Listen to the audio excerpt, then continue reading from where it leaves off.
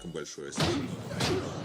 Кино басында түрмедегі төбелесті көрсетіп жатады. Негізгі бокс. Осы бокстың фанаты бар. Есімі Мэнди Рипштайн. Ол өзінің қасындағы көмекшісі Кампус деген жігітке бокс жайлы айтып отырады. Сосын кенеттен қайтадан бокс алаңын көрсетеді. Басты кейіпкеріміздің есімі Монро Хатчин. Кезекті қарсыласымен төбелесуге шығады. Монро Хатчин осы түрменің жұлдызы екен. Бірде-бір жеңілмеген. Төбелесті көру үшін Монроның бүкіл таныстары келеді. Барлығы шетінен криминал жігіттер. Содан Монро қарсыласын нокаутпен құлатады. Новая победа, Монро. Нокаут. Енді басқа жақты әйелді зорлады деген айыппен Джордж Айсмен Чемберс деген боксшыны көрсетеді. Ол да түрмеде. Бірақ жақын арада Монро жүрген жерге ауыстырылады екен. Чемберс түрмеде болса да өзін чемпион санайды. Солай Чемберсті басқа түрмеге ауыстыруға кетіп бара жатады. Жол бойы Чемберс өзінің керемет кездерін есіне алуда. Тікұшақ келіп қонады. Монро болса қарап қояды. Джеймс Кройчик деген Монроның досы бар. Ол болса, көрдің бе, Чемберсті жеке тікұшақпен әкеліпті дейді. Это твой дом, ты здесь хозяин.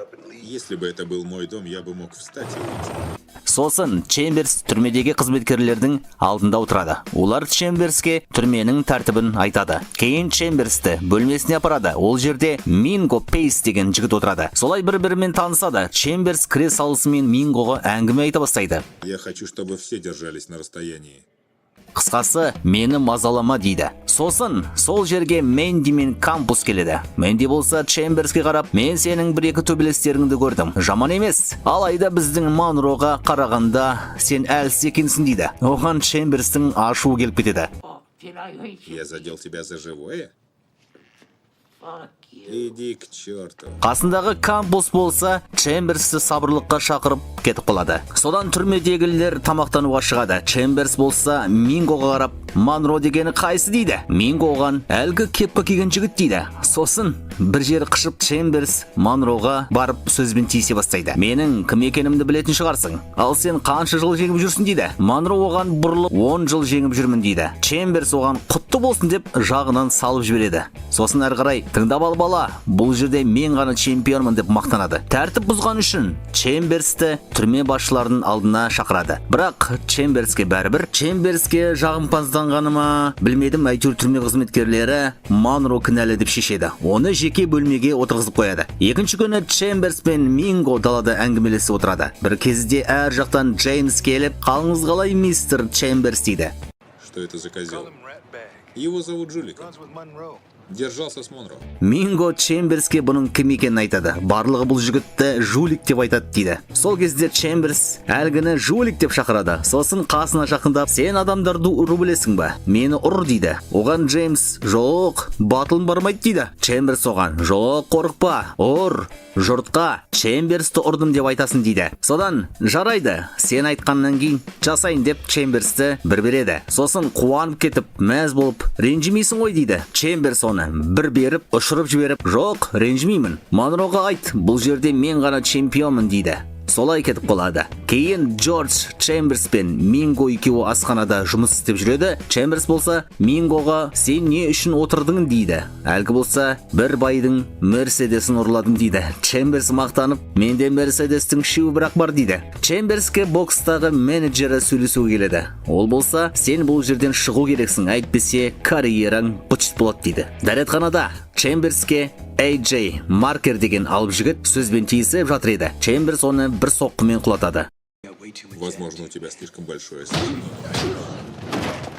Артынан Чемберске түрмедегі қызметкерлердің біреуі келіп, сені Саладин шақыруда дейді. Саладин болса мұсылман екен және мұсылмандарды басқарады. Чемберс бас кезінде қарсыласып, ақыры жарайды көрейік деп барады. Сосын Саладин деген сенсің бе деп келеді. Эдди Джонс, яғни Саладин күтіп тұр екен. Саладин болса, сенің ешкіммен араласпағаның дұрыс емес, бізбен бірге болсаңшы дейді. Чемберс әлгілерді ұрып тастайды. Содан тағы да қияңқы бала сияқты бөлмесінде байлаулы отырады. Артынан қызметкерлердің алдына келіп, тағы да есеп береді. Қызметкерлер болса болса, сен өзі тыныш жүре аласың ба дейді. Сонда Чемберс әлгілерге, егер сен боксшы чемпион болсаң, бәрі сені аңдып саған тиіскісі келеді. Сол үшін де мен ешкімге қарыз болғым келмейді, ешкіммен де достасқым, араласқым келмейді дейді. Монро болса бөлмесінде сіреңкенің шырпысынан үйшік жасап отырады. Біраздан кейін Монроны Менди шақырады. Сосын Монроға қарап, сен Чемберспен бір тамаша төбелес ұйымдастыр дейді. Әлгі Чемберсті орнына қойшы дейді. Монро болса, егер төбелес болса болсын, бірақ маған ақша керек дейді. Маған ақшаның белгілі бөлігі керек, әйтпесе келіспеймін дейді. Қарындасым бар еді, соған ақша керек дейді. Солай бокстан табатын ақшаның 40%-ын алатын болып шешеді. Одан кейін Менди Чемберсті шақырады. Сосын Монромен төбелесу жайлы ақпарат айтады. Ал енді дайындала бастаңдар дейді. Солай екі жақта дайындық болып кетеді. Тіпті Чемберстің менеджері жаттықтырушы ретінде келеді. Екі жақта да керемет жаттығулар болып жатады. Артынан жуыну күні болғанда Чемберс келіп тағы да Монроға тиісе бастайды. Сначала улыбаешься, а потом бьешь в спину. Мені чемпион дей берді қояды. Оған Монро болса, сен естімеп пе едің? Бұл түрмеде жалғыз бір ғана чемпион, ол мен дейді. Чемберс оған, жарайды, дайындал онда дейді. Арасында Чемберске арыз жазған әйелдерді көрсетіп қояды. Бірақ Джордж Айсмен Чемберс еш нәрсені мойындамайды. Асханада бір топ қылмыскерлер Чемберске қарап ызасы толып тиіседі. Мы считали тебя героем, но потом ты приехал и вел себя так, словно ты бог. Чемберс, тыңдап ал, сені Монро айрат дейді де, Монро деп айғайлайды. Чемберс болса мән бермейді. Полиция қызметкерлері жетіп келіп, барлығын тоқтатады. Монро мен Джеймс екеуі отыр еді, бір кезде бір топ жігіттер келіп, көмектерін ұсынады. Чемберстің тамағына у қосайық, болмаса әлсетіп тастайық дейді. Монро оларға, егер осындай әділетсіздік жасайтын болсаңдар, барлықтарыңды жыртам дейді. Мен Чемберсті өзім ақ жеңе аламын дейді. Сосын Салладинді шақырып, мүмкін мен періште емес шығармын, бірақ мен оңбаған да емеспін дейді. Солай бокс болатын күн бірнеше рэперлер шығып өздерінше әнұрандарын айтады. Сосын екі жақта боксшылар шығады. Монро қызыл киімде, Чемберс қара киімде. Бірінші раунд басталады. Екеуі де жақсы нәтиже көрсетуде, бірақ Чемберс Монроны құлатады. Анау болса мақтанып кетеді. Солай екінші раундта да Чемберс Монроны соққылап құлатады. Үшінші раунд болғанда Монро осы жолы Чемберсті ұра бастайды. Содан осы раунд бітіп демалған соң төртінші раундқа да шығады. Осы раундта Монро керемет өнерін көрсетеді. Бірнеше соққы жасап, ақыры Чемберсті нокаутқа жібереді.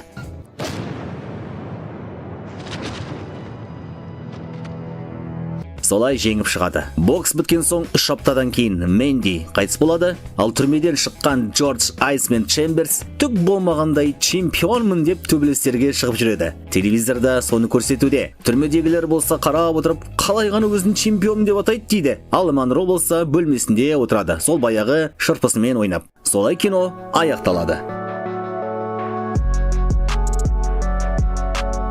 Кинобасы Ресей мемлекетінің Черная холма деп аталатын түрмесі. Басты кейіпкеріміз Юрий Бойко бөлмесінде болады. Ал астыңғы жақта жиенінің суретіне қарап отырған шал бар. Жұрт оны Крот деп атайды. Юрий Бойко төбелеске шығайын деп жатыр. Басқа жақта Джордж Айсмен Чемберс деген бұрынғы боксшы жарнамаға түсіп жатады. Менеджері болса Чемберске қарап, сен енді чемпион емессің. Сол үшін сабырлықпен жарнамаға түс, саған ақша керек дейді. Түрмедегі жүйені басқаратын Гага деген беделді кәсіпкер бар. Бір бала оған гамбургер әкеліп береді. Гага болса Юрий Бойконың жеңіп жатқанына іші күйеді. Сол үшін Юрийді жеңетін жаңа қарсылас дейді. Солай ол Чемберсті арамдық тәсілмен түрмеге отырғызбақшы болып шешеді. Гага өзінің адамдарын қонақ үйге Чемберстің бөлмесіне жібереді. Бірнеше жігіттер Чемберстің бөлмесіне кіріп, оның заттарының арасына есірткі, наша тығып кетеді. Ал мына жақта Бойко мен оның қарсыласының қызы төбелесі болып жатыр. Чемберс үйіне келіп қалып, адамдарды көріп қалып оны ұстап алады. Алайда біреуі келіп артынан беріп талдырып тастайды. Мына жақта Бойко жеңіп шығады. Гаганың менеджері уайымдап, мына Бойконы тоқтату керек, әйтпесе біз түксіз қаламыз дейді. Гага оған, қорықпа, ештеңе болмайды дейді. Чемберстің бөлмесіне менеджері және полиция қызметкерлері келеді. Мына менеджердің есімі Фил. Содан полиция адамдары Чемберстің заттарын қопарып, Библия кітабының арасынан есірткі тауып алады. Солай Чемберсті қылмысты деп, оны Черная холма түрмесіне апарады. Түрменің алдына тоқтай салып, оны Бойко қарсы алады. Екеуі бір-біріне қарап қалады. Чемберс түрме бастығына келеді. Олар болса Чемберске қарап, сіз мұнда көп боласыз, үйрене беріңіз дейді. Чемберсті жуындыруға апарады. Түрмедегі суық душ ұнамай, маған жылы су керек дейді. Солай бірнеше қызметкерді ұрып тастайды. Бірақ артынан қаншама күзетшілер келіп, сол суық суға түсуге тура келеді. Бөлмесіне бара жатыр еді. Бойконың бір адамы Чемберске сиген нәжісін шашып жібереді. Чемберс әлгінің шағасынан ұстап алып ашуланады. Сосын бөлмесіне барып жуынып жатады. Бөлмесінде жатқан жігіт саған не болды деп қояды. Оған Чемберс аузыңды жапшы дейді. Бірге отыратын жігіттің есімі Стивен. Екінші күні таңғы асқа тұру керек. Стивен Чемберсті оятып, асқа бару керек деп айтып жатады. Оған Чемберс әлгіге қарап, тыңдап ал, маған күтуші адам керек емес дейді. Сосын таңғы асқа ботқа жеуге келеді. Ол жерде Стивен Чемберспен бірге отырады. Сосын таныспақшы болып жатқанда көкірегі көтерілген Бойко келеді ғой. Барлығы есі шығып, қорқып, орнынан тұрады. Чемберс бірақ отыр. Стивен болса Чемберске қарап, тұрыңыз, бұл Бойко, онымен байланыспаңыз дейді. Бойко болса бағанағы нәжіс төккен жігітті Чемберске жібереді. Ол жігіт келіп Чемберске әңгіме айтып жатыр еді, Чемберс оны бір береді. Сосын орнынан тұрып, Бойконың қасына келіп, ыдысына түкіріп, Бойкосың ба? Не деген жағымсыз есім дейді. Бойко оған қарсы әңгіме айтып жатқанда Чемберс оған түкірілген ыдыстағы суды бетіне шашып жібереді. Сосын кетіп бар жатқанда Бойко ашумен орындықты теуіп, солай екеуі төбелесіп кетеді. Артынан Бойко түрме басшыларына ашуланып, неге екеумізді айырдың дейді. Түрме басшысы болса барлығы алаңда болуы тиіс дейді. Мына жақта Чемберстің менеджері Фил келеді. Ол болса жағымсыз жаңалық айтады. Сені түрмеден шығара алмайтын шығармыз дейді. Оған Чемберс болса қатты ашуланады. Бағанағы Гага болса түрме басшысына келіп ақша береді. Маған Чемберс пен Бойконың төбелесі керек дейді. Әлгі болса қолымыздан келгенін жасап жатырмыз дейді. Есімі Марков. Түрме алаңында сыртта Стивенге Бойконың адамдары тиісіп жатады. Чемберс жетіп келіп, Стивенді тұрғызып, әлгілерді кезегімен жерге құлатады. Артынан таяқ жеген адамдарын көрген Бойко ашуланып Чемберске әңгіме айта бастайды. Екеуі солай тағы да қырылысып қалады. Кезекті төбелес. Онда Бойко тағы да бір қарсыласымен шығады. Барлығы тамашалауда. Тіпті Чемберсте қарап отыр. Бойко қарсыласын ұрып тастап, Чемберске саусағын нұсқап, шық мұнда дейді. Енді осыдан бастап Марков Чемберсті Бойкомен төбелесуге көндіруге тырысады. Чемберсті байлап қойып, ұрып қинайды. Тіпті нәжіс тазалайтын жерге жұмыс істетіп қояды. Ол жерде жер астында өмір сүретін Крот деген шалмен танысады. Солай Кроттың өмір сүретін бөлмесіне дейін барады. Чемберстің бөлмесінде отырған Стивен болса есірткіге тәуелді еді. Бойконың адамдары Бойкоға айтпай, Стивенді ұстап алып, оған есірткі келіп Чемберсті көндір дейді. Чемберс астына қарай түскенде ол жерде әлгі жігіттер тағы да күтіп тұр екен. Чемберс оларды ұрып тастайды. Крот та келіп көмектеседі. Bir кезде полиция қызметкерлері келеді. Солай Чемберсті одан қиын астыңғы суық абақтыға қамайды. Ішінде суық су, егеу құйрықтар. Енді Чемберс ақырындап жөтеліп, қарны аша бастайды. Крот келіп оған нан беріп көмектеседі. Сосын, егер мынадан шыққың келсе, тек қана Бойкомен бір рет төбелестейді. Солай Чемберсті кейін Гаганың өзі түрмеде дастархан жайып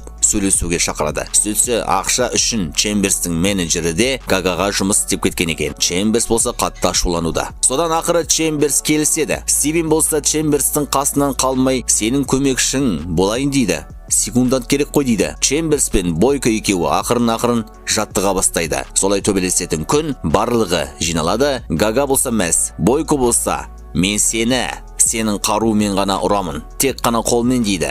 Төбелес басталады. Бас кезінде Чемберс Бойконы ұрып жатады. Бойконың адамдары ақырын білдіртпей Стивенге у қосылған су береді. Оны Крот байқап қалады. Чемберс бірінші раундта Бойконы құлатады. Ойлайды болған шығар деп, бірақ Бойко ашуланып тұрып айғай салады. Осы жолы Бойко аяқтарын іске қосады. Солай Чемберсті біраз ұрады. Екінші раунд болар кезде Стивен бағанағы у қосылған суды береді. Чемберс ішіп алып шығады. Нәтижесінде әлсіреп қалып, Бойко оны ұрып тастайды. Біраздан кейін Чемберс есін жиса, қасында Крот отырады. Крот оған сені улап тастады дейді. Чемберс бірден Стивен оңбаған деп келе жатқанда Стивеннің асылып тұрғанын көреді. Хат қалдырған екен, таңдау шешім болмады, кешір деген екен.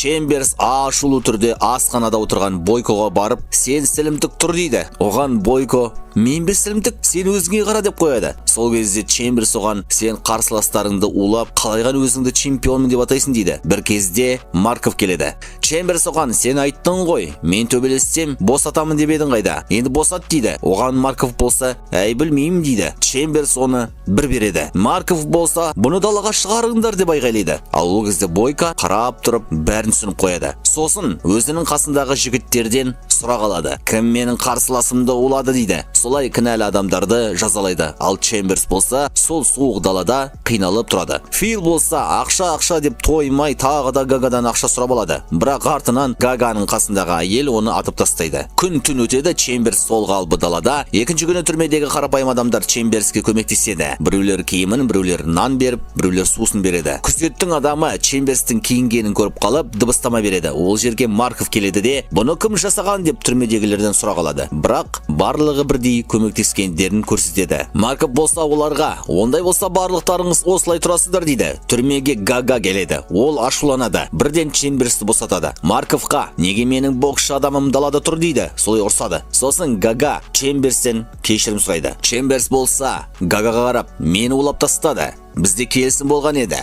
Төбелес, және содан кейін мен босаймын. Гага оған, негізі, сен жеңсең, сонда босайсың дейді. Келесі жолы секундта адамды дұрыстап таңда дейді. Чемберс оған, келесі төбелес болмайды дейді. Жоғал дейді. Оған Гага, жарайды, онда осында мәңгілікке қаласыз дейді. Сол кезде Чемберс Гаганы тоқтатып, жарайды, келістік, таза адал болсын дейді. Сосын, сенен тағы да бір көмек керек дейді. Солай Гаганың басшылығымен түрмедегі адамдарға қаншама киімдер әкелінеді. Чемберс жаттығып жатқан кезде Крот келіп, мына куртканы кім әкелді екен? Бұны өмірінде ешкімге көмек бермеген адамның сұрауымен әкеліпті дейді. Содан кейін Крот Чемберсті жаттықтыруға бел буады. Крот болса, мен боксшы емеспін, алайда мен адамдарға қалай ауыртатын әдістерді жасауды білемін. Саған керек болып қалар дейді. Енді екі жақта жаттығулар басталып кетеді. Осы жолы Чемберс аяқтарымды қосамын деп шешеді. Солай теуіп жаттығады. Бір күні Чемберс Кроттың бөлмесіне келіп, суреттегі қызды сұрайды. Крот оған, бұл менің жалғыз туысым, менің жиенім дейді. Ол менің түрмеде екенімді білмейді дейді. Сосын Крот қалай түрмеге түскенін айтады. Ол ағасының орнына отырған екен. Ағасы қылмыс жасаған, алайда ағасының отбасы болған соң Крот кінәні өзіне алған екен. Екінші күні жаттығу болады. Сол жерде Крот Чемберске, аяғымды алда иығыңа қойып қаттырақ бас дейді. Чемберс оған, сындырып алсам ше дейді. Крот оған, сындыр, мүмкін содан кейін аяғымды сезінетін шығармын дейді. Солай төбелесетін күн екі жақта да бірдей нәтиже болып жатады. Содан кейін Крот Чемберске қарап, сен оны жеңу керексің. Әйтпесе түсініп тұрған шығарсың, не күтіп тұрғанын дейді. Чемберс оған, бопты дейді. Барынша төбелеске кіріседі. Осы жолы Чемберс мықты төбелеседі. Кейін Кроттың аяғын алғандай, Бойконың аяғын иығына салады. Сосын Крот үйреткендей қатты басып қалып, Бойконың аяғын сындырады. Гага болса, айғай салып мәз болады. Чемберс қарап қалса, Крот жоқ екен.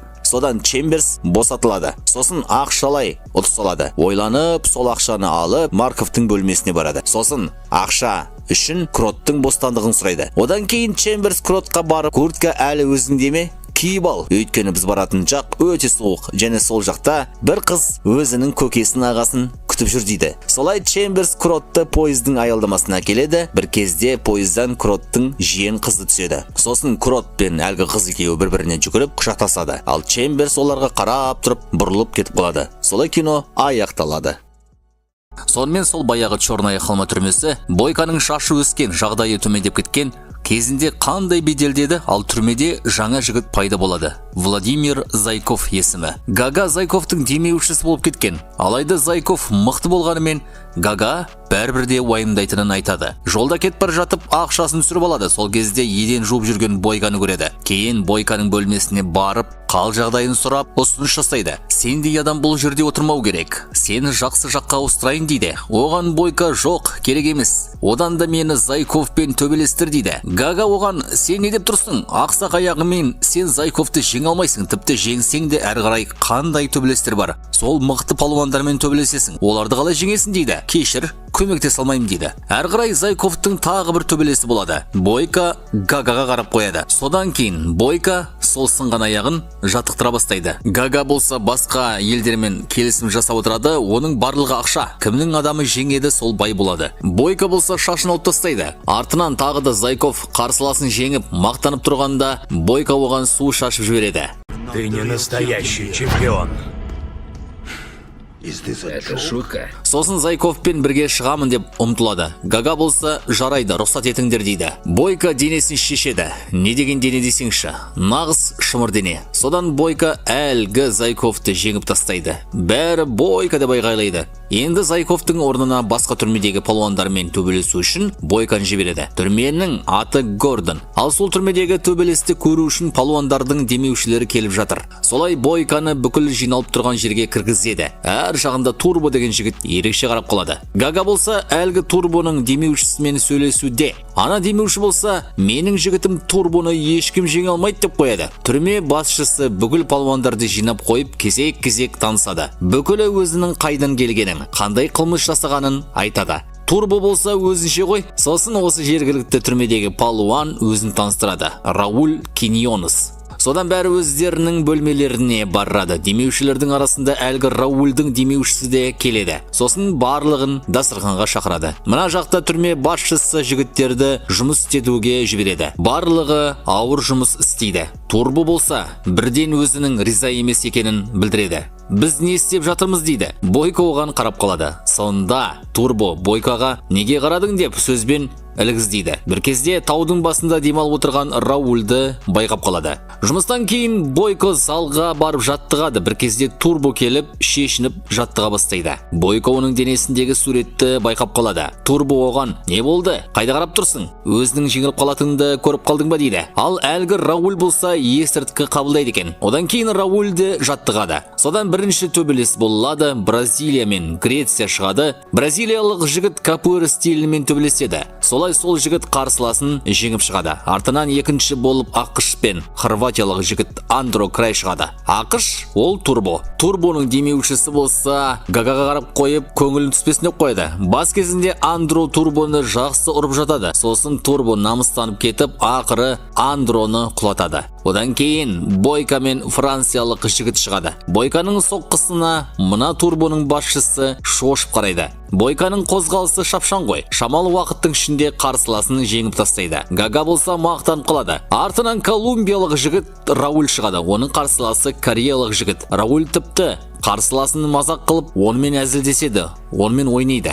Содан кейін Рауль өзінің күшін көрсетеді. Сөз жоқ, Раульдің айналып тебуі керемет енді. Солай Рауль жеңіп шығады. Артынан таяқ жеген қарсылас жігіттерді түрме басшысы алдап, үйлеріңе барасыңдар деп оларды атып тастайды. Екінші күні тағы да палуандар жұмысқа шығады. Турбо Бойконың ауыратын аяғынан бір беріп, сен кеше керемет төбелестің деп қояды. Бойко ашуланады. Солай сөйлей бергесін Бойко ақыры оны бір береді. Екеуі солай төбелесіп кетеді. Күзетшілер оларды айырып алады. Сосын оларды жеке отыратын түрмеге отырғызып қояды. Бірақ екеуі көрші. Сол жерде де Турбо қоймайды ғой. Сенің атың кім? Мен сені жеңер едім деп мазасын алады. Бойко болса аузыңды жапшы дейді. Артынан Турбо оған: менің дәретханаға барғым келіп тұр. Не істеймін деп ақыл сұрайды. Бойко оған әзілмен шыда деп қояды. Кейін Гага мен дос екеуі өзінің палуандарының шыққанын талап етеді. Артынан кездеседі. Сол жерде Бойко Гагаға қарап: бұл не деген төбелес? Біз жұмыс істеп жүрміз дейді.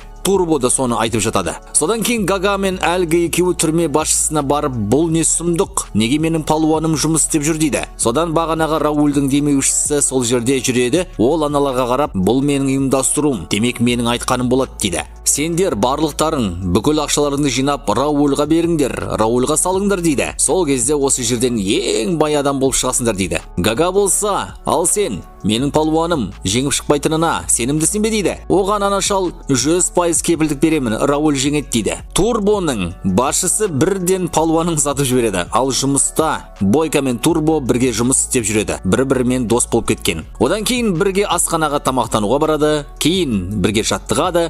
Сыртынан түрме басшысы қарап тұр. Ал демеушілер болса көмекшілеріне: ақша аударыңдар деп айғайлауда. Жолда жұмысқа бара жатқанда Турбо тағы да өзінің бұл жүйеге риза емес екенін айта бастайды. Сонда Бойко оған: біз бұны жұмыс істеп қараймыз, алайда басқа жақтан да қарауға болады, оны жаттығу ретінде қарауға болады дейді. Солай екеуі жұмыста жүріп те жаттығады. Әрбір жұмысын жаттығуға айналдырады. Бір кезде Бойко аяғын ауыртып алады. Сонда Турбо жерден бірнеше бума гүлді тауып алып Бойкоға береді. мынаны қайнатып аяғыңа жақ дейді. Сосын екеуі далада тамақтанып отырады. Сонда Бойко Турбоның денесіндегі суретке қарап, бұл балаларың ба дейді. Турбо иә дейді. Бойко оған, балаларың үшін жеңбекшісің бе дейді. Турбо оған, ал сен ше? Бойко оған, мен жеңу керекпін. Алла тағала маған дарындылық берді, бірақ біреу ғана. Мен әлемдегі ең мықты палуанмын. Өмір бақи мен дайындалдым, сол себепті соны дәлелдеуім керек дейді. Турбо оған әзілмен, кешір, менен таяқ жесең қиын болар дейді. Кейін Бойко аяғына бағанағы гүлдің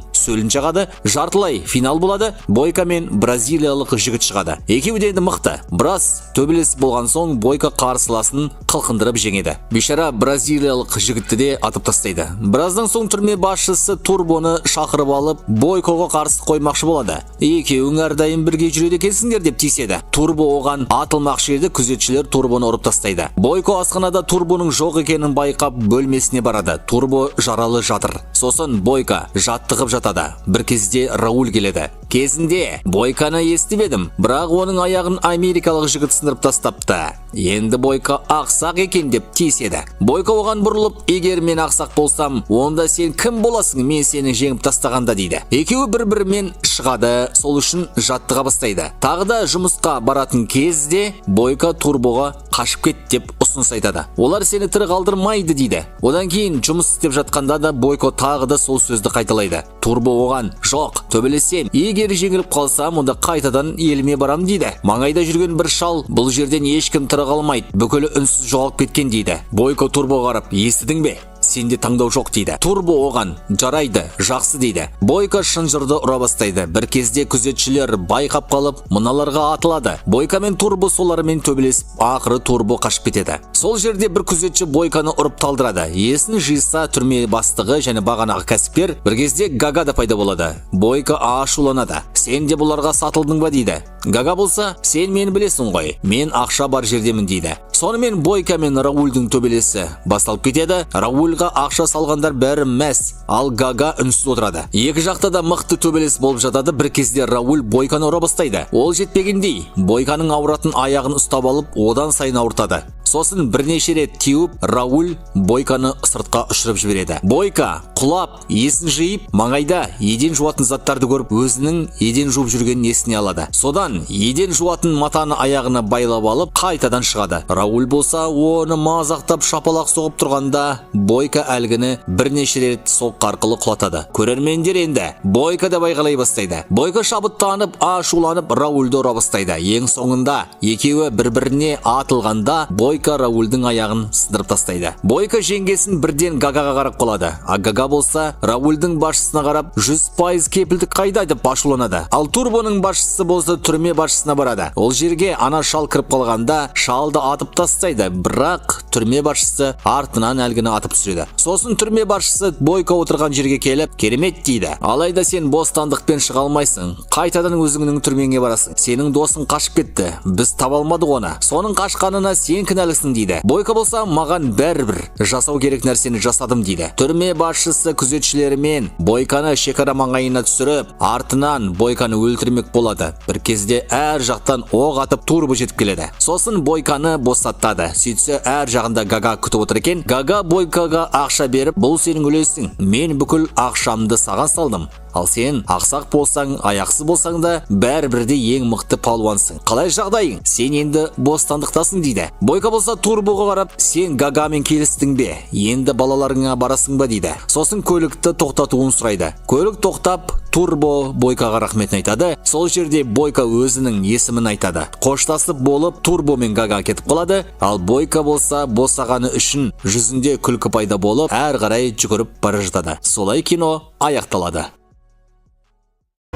Сонымен түрмеден қашып кеткен Бойко Украина елінде тағы да басқа төбелестерге қатысып жүреді. Сейде әлгі Черная Холма түрмесінде Кошмар лақап атымен танылған біреу пайда болады. Ол жерде де кезекті төбелес. Кошмардың қарсыласы өзінен екі есе кіші палуан еді. Төбелес басталады. Кошмар әлгісін шелпе кетіп ұрып тастайды. Бойко болса, өзінің төбелесінен тапқан төбелесін жаратушымызға ұнайды деп ойлайсың ба дейді. Бойко болса, бұл шеберлікті Аллах өз берді емес пе? Ендеше неге қолданбасқа деп ақталады. соған қатысамыз дейді. Бойка қуанып қалады. Төбелес болатын күні Кирилл Бойканы тоқтатады. Солай төбелес басталады. Қарсыласы Виктор, қарапайым жігіт, құтырып тұрған біреу емес. Бойка болса бірнеше раундтарда қарсыласын жерге құлатады. Ең соңында өте қатты соқ арқылы Викторды ұйықтатып тастайды. Жүгіні Бойка Кириллдің кабинетіне кіріп қарсыласының жағдайын сұрайды. Кирилл оған ол жігіт көз жұмды дейді. Бойканың көңіл күйі түсіп қалады. Бірден Виктордың отбасын қайда тұратынын сұрай бастайды. Сосын Виктордың заттарын ақтарып, әйелі бар екенін анықтайды. Өзін кінәлі сезінген Бойка Кириллге қарап, маған жалған құжат жасап бер, Ресейге барамын дейді. Ал Ресейде Викторды әйелі жақындары соңғы сапарына шығарып салуда. Әйелдің есімі Альма. Бір кезде Зураб деген біреу келеді. Виктор кезінде Зурабтан қарызға ақша алған еді. Сол себепті бүкіл қарыз Альманың мойнына ілінеді. Зураб соны есіне салады. Ал Бойка болса сапарға аттанады. Жолда шекарада тексеріс болып аман-есен өтеді. Сосын Бойка Ресей еліне келіп бөлме жалдайды. Екінші күні Бойка Альманың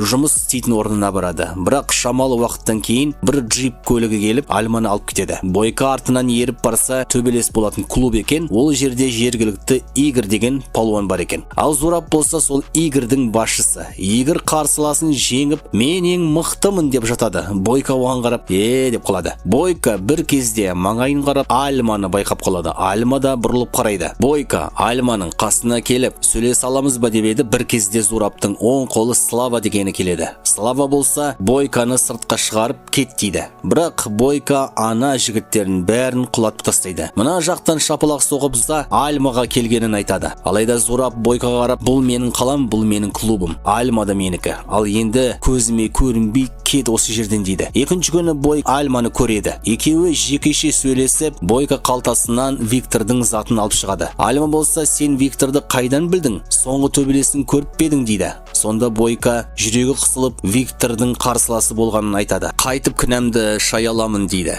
Сосын өзінің тапқан ақшасын Альмаға ұсынады. Альма ашуланып Бойканы кет деп қуады. Бойка кетіп бара жатып, тағы да күзеттегіні ұйықтатып тастайды. Зураб пен Слава екеуі жаңа жас жігіттерді тексеріп жатыр. Зурабтың көңілі толмай жатады. Маған нағыз көңіл күйімді көтеретін төбелес керек деп еді. Әр жағынан Бойка жетіп келеді. Зураб оған, мен саған кет демеп пе едім дейді. Бойка оған, маған сенің сөзіңе түкіргенім бар дейді. Айт шарттарыңды. Альма қанша қарыз? Екеуміз келісейік, мен сен үшін төбелестерге шығамын, ал сен болсаң Альманы қарыздан босатасың дейді. Зураб оған 3 төбелес және чемпионмен шығасың деп та жолың болсын дейді. Бойка таңғалады. Зураб сосын, уайымдама, мен ешкімге айтпаймын дейді. Біліп қой, менің қалам, менің құтқармай қой дейді. Бойка болса, мен сен емес, мен өзімді құтқару үшін келдім дейді. Сосын Бойка жаттығатын залға келсе, бірнеше жігіттер жаттығып жатыр екен. Бойка жаттығайын деп еді, әлгілер қызғанды ма, қайта Бойкаға тиісе берді. Сөйтіп Бойка ішіндегі ең үлкенін бір теуіп жерге құлатады. Бірінші төбелесетін күн болады. Бойканың қарсыласы қысқа бойлы жігіт, бірақ шапшаң екен. Біраз төбелесіп, Бойка әлгіні жерге жығып ұрмақшы болады. Бірақ есіне Виктордың жағдайы түсіп, ұрмай жібере салады. Солай Бойка жеңіп шығады. Зураб болса керемет деп қояды. Сосын Альмаға қарап, Бойкаға су апарып бер дейді. Альма апарып береді. Бойка рахметін айтып, сосын жаттығатын жер сұрайды. Сонда Альма кезінде болады. Бойканың қарсыласы ағайынды 2 жігіт шығады. Зураб болса, есіңде шығар, менің алаңым, менің заңым дейді. Солай Бойка 2 адаммен төбелеседі. Екеуі екі жақтан жабылып, Бойканы біраз шаршатады. Тіпті біреуі Бойканың белінен теуіп, белін ауыртып тастайды. Солай соңында Бойка белі ауырып жатса да екеуін де жеңеді. Зураб болса, Черная Холма түрмесіндегі танысын шақырып алып, ақша ұсынып, әлгі Кошмар деген жігітті осында келуін сұрайды. Егер әкелсең көп ақша аласың, сонымен қатар Юрий Бойканы ұстап беремін дейді. Кешке қарай Бойка жаттығып жатады. Альма шөптен дәрі жасап береді. Сосын Бойканың беліне жағады. Кейін 3-ші төбелес болады. 3-шісі жергілікті чемпион Игорь еді. Игорь өзінше мақтаншақ. Осы жолы төбелесте Альма уайымдап қарай бастайды. Ана Игорь болса әдейі белінен ұрады ғой. Біраз төбелесіп, ақыры мақтаншақ Игорьді Бойка құлатады. Альма да қуанып қалады. Бойка киім ауыстыратын жаққа бара жатқан еді. Бір кезде Зураб тоқтатып, қайда кеттің? Енді бір төбелес. Мен саған 3 төбелес, сосын чемпион бар деп едім қайда дейді. Бойка ашуланады. Болды, екеуміз келістік. Мен сен чемпионды ұрдым, жеңдім. Енді төбелеспеймін дейді. Бірақ Зураб болса арамы ғой. Ол чемпион емес. Чемпион басқа жақта дейді. Бойкаға қарап, егер келіспесең, онда Альманың қарызы жабылмайды дейді. Бойкаға Кирилл қоңырау шалып, не болды, шықтың ба дейді. Бойка болса, соңғы автобусқа шығамын дейді. Сосын Зурабқа қарап, әкелгәне чемпионыңды дейді. Жүргізуші ерекше етіп чемпионы жариялайды. Қарсыласы сол Кошмар болады. Бойка болса көзі бақырайып қарап қалады. Марков болса Бойканы көріп қалады. Содан төбелес басталады. Анау дәу жігітке Бойканың соққылары түк болмай жатады. Бірнеше соққымен Кошмар Бойканы құлатады. Біраздан соң Бойка қайтадан есін жиып тұрады. Сосын төбелестерін жалғастырады. Осы жолы намыстанған Бойка әлгі Кошмарды олай-бұлай өзінің мықты әдістері. Сосын Бойка қатты айғайлай бастайды. Бір кезде Слава өзінің адамдарына белгі береді. Күзетте тұрған адамдар Бойканы таяқпен ұра бастайды. Бойка құлап қалады. Зураб болса Альманы алып кетеді. Бойка есін жиып тұрып әлгілерді қайтадан ұрады. Бір кезде біреуі Бойканы атып қалып жарақаттайды. Бойка біраз оқ тигізген соң Славаны атып құлатады. Зураб болса сол Альманы алып кетті. Бойка далаға шықса, Зураб сыртта Альманы ұстап тұр. Бір кезде Альма Зурабтың қолын тістеп алады. Соны пайдаланып, Бойка Зурабқа атылады. Кейін Зурабтың бытшысын шығарып, бір кезде полиция қызметкерлері келіп, Бойканы алып кетеді. Арада жарты жылдан кейін Бойка түрмеде екен, оған Альма келеді. Бойкаға балалардың салған суреттерін көрсетеді. Сосын Бойкаға өзінің кешіргенін айтады. Бойка қуанып қалады. Кейін рахметін айтып, ары қарай кетіп қалады. Солай ары қарай Бойканың төбелестері жалғаса береді. Сөйтіп кино аяқталады.